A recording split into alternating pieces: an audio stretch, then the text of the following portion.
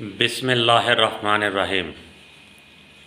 আসসালামু আলাইকুম রহমতুল্লাহ বারাকাতু। আমার বন্ধুরা, আজ আমি খুব দুঃখ প্রকাশ করতে হয়ে বলতেছি,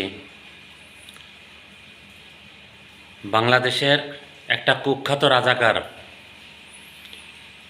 যে রাজাকার স্বাধীনতা বিদ্বেষী, স্বাধীনতার বিরুদ্ধে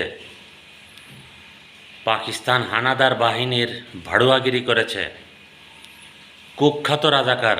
একটা রাজাকার তো মরে জাহান্নামে চলে গেছে, আলহামদুলিল্লাহ।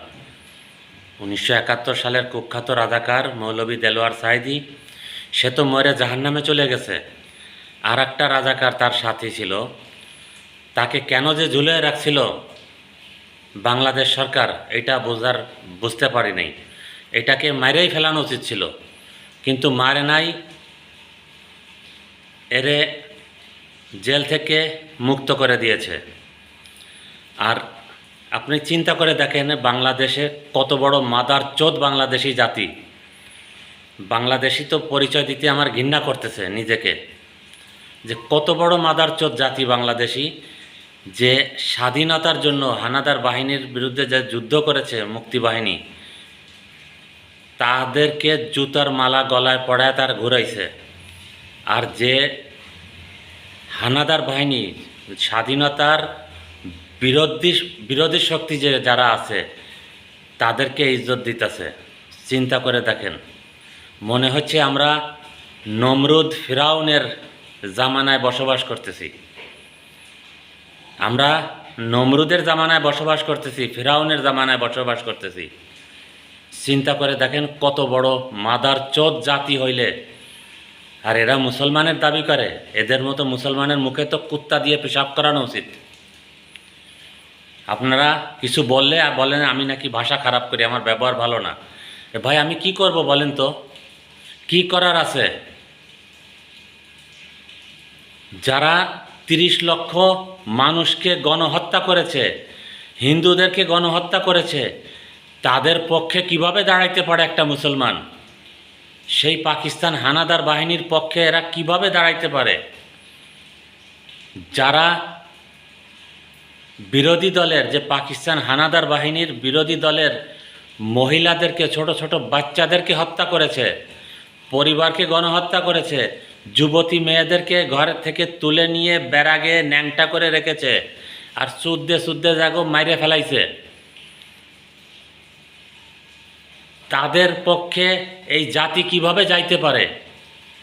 আর এই জাতির ভিতরেও ওরা যারা শেখ মুজিবের পক্ষে ছিল, শেখ মুজিবের পক্ষে ছিল, স্লোগান লাগাইছে জয় বাংলা, জয় বঙ্গবন্ধু। আমি তো আহলে সুন্নত ওয়াল জামাতের মুসলমান, আমি জয় বঙ্গবন্ধু লাগাই না, বলি না, আমি বলি না। আমি জয় বাংলা অবশ্যই বলতেছি আজকাল। কেন বলতেছি? কারণ জয় বাংলা স্লোগান রাজাকারের গায়ে আগুন লাগায় দিতেছে, রাজাকারের পুটকি লাল করে দিতেছে জয় বাংলা স্লোগানে। তাই আমি জয় বাংলা স্লোগান লাগাই। তা নাহলে তো জয় বাংলা স্লোগান লাগানোর কোনো উদ্দেশ্যই নাই। জয় বাংলা স্লোগান লাগানোর কোনো উদ্দেশ্যই নাই। উদ্দেশ্য একটাই, যে রাজাকারের গায়ে যদি আগুন লেগে যায়, রাজাকারের পুটকি যদি লাল হয়ে যায়, জয় বাংলা স্লোগান লাগাইলে তাহলে বাংলাদেশ জিন্দাবাদ স্লোগানের চাইতে উত্তম হচ্ছে জয় বাংলা স্লোগান। তো আমি তো জয় বঙ্গবন্ধুও বলি না।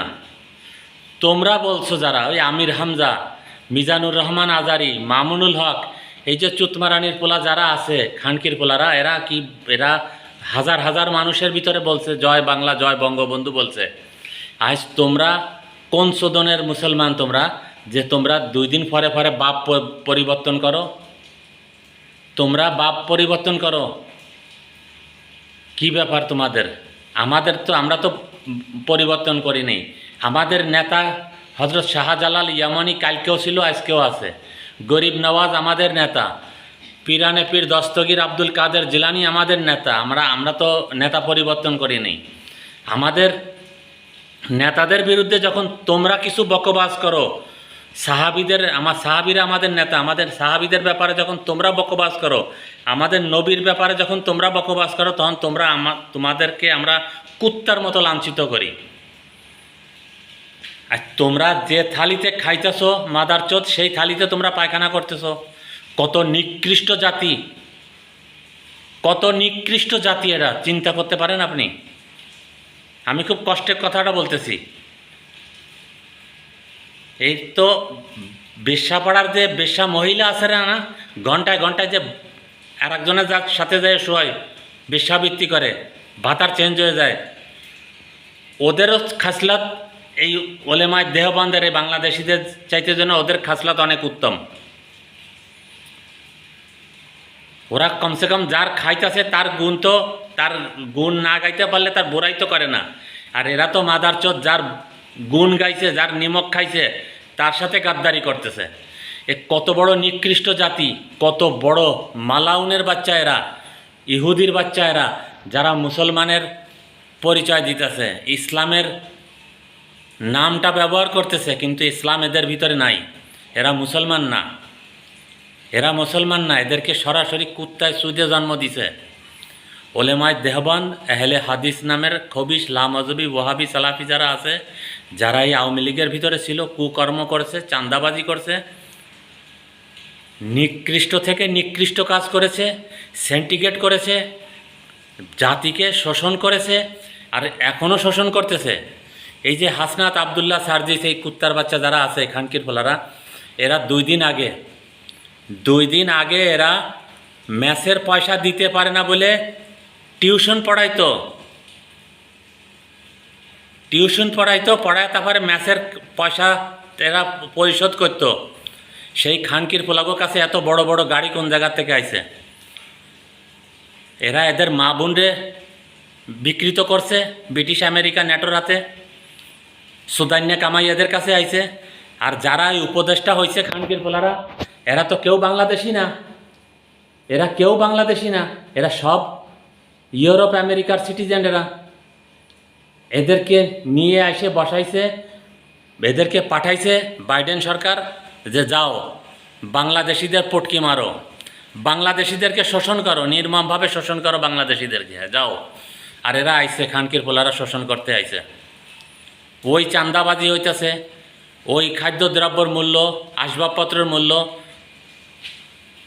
ডলারের দামে আমরা কিনে খাইতে পারি না, বেতন পাই টাকাতে, আর ডলারের দামেও আমরা খাদ্যদ্রব্য কিনে খাইতে পারছি না। কি অবস্থার ভিতরে আমাদেরকে ফেলে দিছে, কি অবস্থার ভিতরে ফেলে দিয়েছে। ন্যায্য মূল্য আমরা খাদ্যদ্রব্য পাইতাম, শেখ হাসিনা এটা শুরু করেছিল, সেই কার্ডগুলো সব বাতিল করে দিয়েছে খানকির পোলারা। বাতিল করে দিয়ে একজনের কার্ডের উপরে আরেকজনের ফোন নাম্বার দিয়ে দিছে। আপনারা একটু চিন্তা করে দেখেন তো, কত বড় বেগারতের বাচ্চা এরা। এরা ভারতের সাথে দুশ্মনী করে, হিন্দু বিদ্বেষী এরা, আর ব্রিটিশ আমেরিকা নেটোর ভাড়ুয়াগিরি করে খানকির পোলারা। এদেরকে আসলে কুত্তায় চুদে জন্ম দিছে। এদেরকে কুত্তায় না চুদলে, সরাসরি যদি এদের মা বোনকে কুত্তায় না চুদতো, তাহলে এদের জন্মই হইতো না, এদের এই খাসলাত হইতোই না এদের ভিতরে। আল্লাহ তাআলা আমাদের সবাইকে এদের ফিতনা ফাসাদ থেকে হেফাজত করুক। আসসালামু আলাইকুম রহমতুল্লাহ বারাকাতুহু।